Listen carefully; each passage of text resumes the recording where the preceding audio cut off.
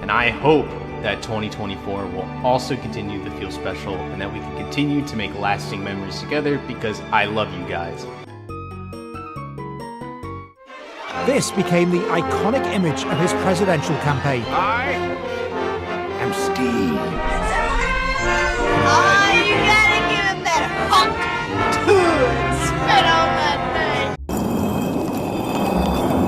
Hi, yes, I still make videos. Yes, I know that the 2024 video is coming out really late this year. Right when I was originally working on the video, I got horrendously sick, and I was just sick for such a long period of time, and it affected my throat super badly. So I didn't really want to make the end of the year video with me sounding like shit, so I decided to just push it. And as far as what I was doing for the rest of the year, well, hey, life stepped in. After the property owner for my apartment decided to spike rent by a stupid high amount, I decided to move back in with my parents. And with that came a lot of lifestyle changes, and it became really hard to find time to work on videos. Without getting into too much detail, there's a lot of other stuff that happened in 2024 that was very discouraging, and I felt very demotivated to make videos. So instead of doing anything productive, I spent most of my free time this year catching up on One Piece, which was no small task. This means that just like the previous year, I didn't get to check out as many things that I knew I'd be interested in 2024. And unfortunately, a good chunk of the things I did see were dog water. Alright, real quick, let's go over the top 5 disappointments and failures of 2024. Number 5, Skull and Bones. World's first and last quadruple A game. They worked 10 years on a pirate game where the only thing you could do was sail and fire cannons. Number 4, Joker 2. Truly greatest waste of my time. Really felt like the creators hated their own movie and wanted to insult the people who enjoyed the first one. Number 3, Uzumaki. First episode of Uzumaki comes out and it managed to perfectly capture the Junji Ito aesthetic. It felt like a manga come to life.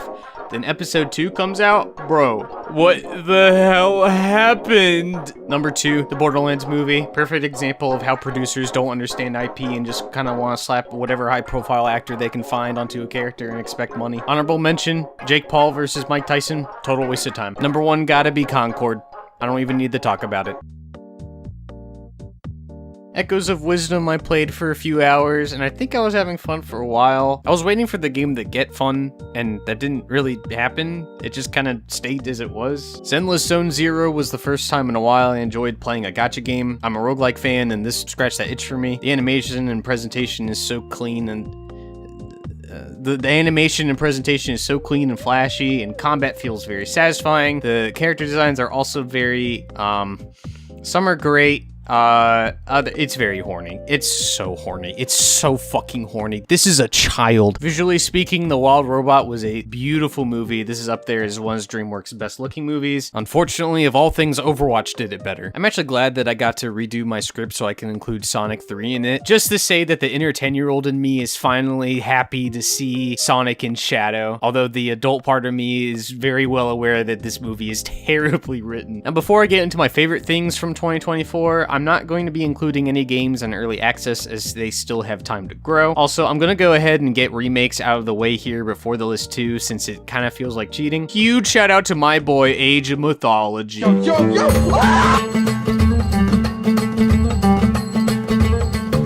This was one of my first PC games, so I have a lot of nostalgia for this title, and it also spawned my young obsession with mythology. But as far as remakes go, I don't really have any others that I want to mention here. ごめん、あまない。俺は今、お前のために怒ってない。誰も憎んじゃいない。今はただただ、この世界が心地いい。You're as beautiful as the day I lost you.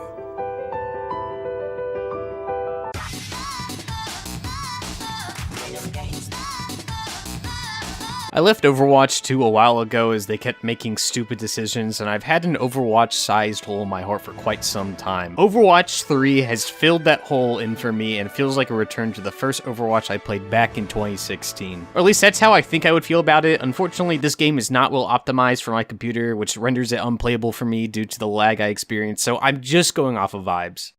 Storytime. Back in October, my friend TopGannon streams horror games for an event called Screamness over on his Twitch. He drew these avatars for my videos for me. I'm on his channel a lot, by the way. And he needed some games to play, so I chimed in and bought the most recently released horror game on Steam called Mouthwashing. Unfortunately, on that night he was going to play the game, I went out with a group of friends to watch Joker 2. We came back from the movie, dejected at how bad it was, and I asked him how the game was, and he was like, dude, this game was fantastic. This is the best horror game I've played this year. It was such a trippy story, so fucking cool. How was your movie, huh? How was Joker 2? So I watched the VOD for the game, and yeah, it's good. Still better I missed this game for Joker 2.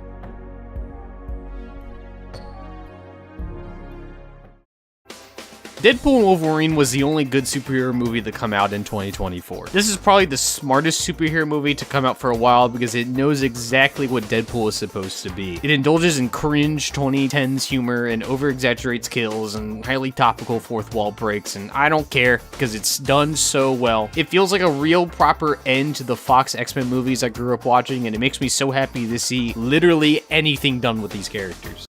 Number 8 has gotta be Tekken 8, baby! In fighting games in general this year. This is my first time playing any Tekken game, and this game is fucking hard. I had fun playing this with friends despite getting my ass clapped. There's a lot of simultaneously goofy and cool shit you can do. The characters all feel unique, and I can't wait to see who they add in the future. But really, fighting games experienced a bit of a renaissance this year. It feels like now is the time to get into the genre. 2XKO seems promising, if not still very far out from actual release. Marvel vs. Capcom Fighting Collection showed how MVC2 is the greatest fighting game of all time, and games like Guilty Gear Strive and Street Fighter 6 keep getting great character additions. You're supposed to be dead! I can easily see why Metaphor ReFantasia was nominated for Game of the Year. Atlus games always have great visuals, and this is the best looking Atlus game by far. The story has me extremely invested as well, and the music is orchestral and godlike. And hold on a second, listen to this.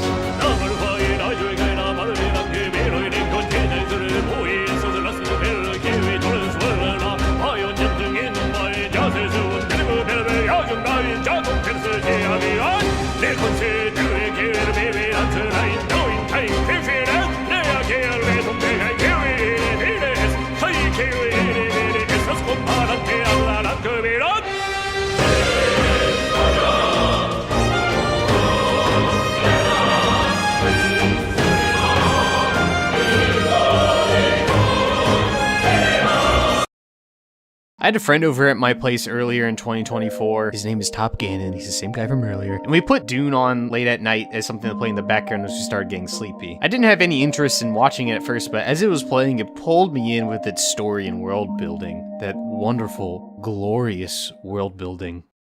I know people were put off by how much of Dune was spent setting things up, but I'm happy to say that Dune Part 2 was worth the payoff. At least for me. It's an audio-visual masterclass, the CGI looks fantastic, and Hans Zimmer is the GOAT! Sadly, I feel like this is one of those movies that would be a lot better if you got to watch it in theaters with the surround sound so you get the full experience. But even so, this is a must-watch if you have the time and are getting tired of Star Wars like I am.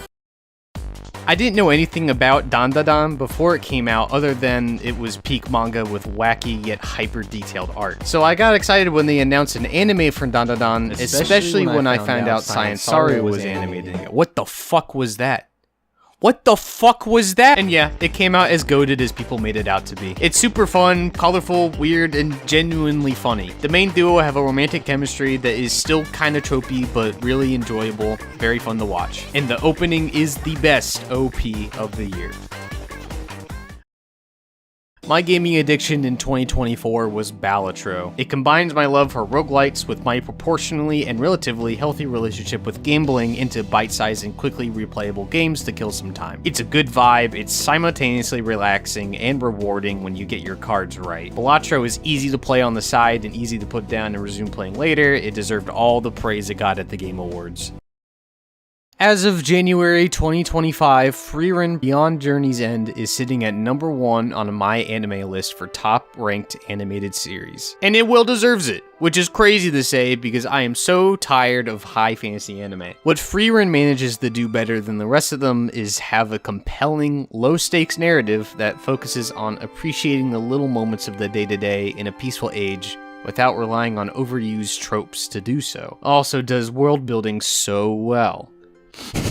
Reimagining a traditional fantasy setting or bringing in new elements is hard to do if you want your fantasy setting to feel unique, but if you can pull it off, it makes even the most cliched things feel new again. Quick shout out to Delicious and Dungeon for doing something similar. And when the anime decides to flex a little and do something cool, not only does it feel earned, it also looks spectacular while doing so. It's well earned its rating. Arcane Season 1 was a masterclass 10 out of 10 in every way, so I've been eagerly awaiting Season 2 since.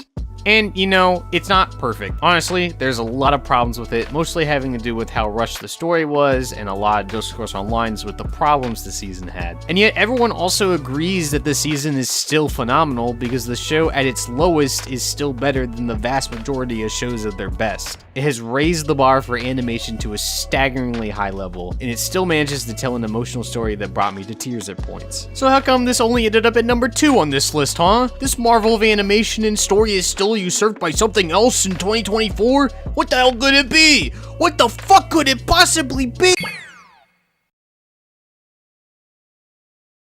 I had a lot of life problems come up in 2024. It was a hard year. A friend of mine passed away that I like to show my art and videos to. That was disheartening. After feeling like a failure for not keeping up working on videos, I became extremely unmotivated. I didn't see much of a point to put so much work into something for so little in return anymore. Look Back is the most encouraging piece of media I have ever seen. This was a movie made for artists and creatives about how it feels to create things. I had never felt so seen and understood from anything else like this. A lot of people on the internet talk about how this motivated them to pick up drawing again, and it's done the same for me. Yeah, Look Back encouraged me to finish this video, so this is my #1 favorite thing from 2024. I highly encourage you to go check out this film. 2024 was a rough year, and this video is releasing a bit into 2025, which is showing its own problems already. Still, I'm hopeful that 2025 will be kinder to us, and that we can appreciate the good times more when they come up. As for the future of this channel, I don't know right now. I have video ideas and do want to continue making content, but I still have things in my life that I have to get together too. I do have a full-time job after all. I'm going to do my best to post more content than last year, if not spread out over the year, so to make sure you don't miss when those drop, be sure to subscribe to the channel and give this video a like as well. It's extremely encouraging to me, and I'll see you all sometime.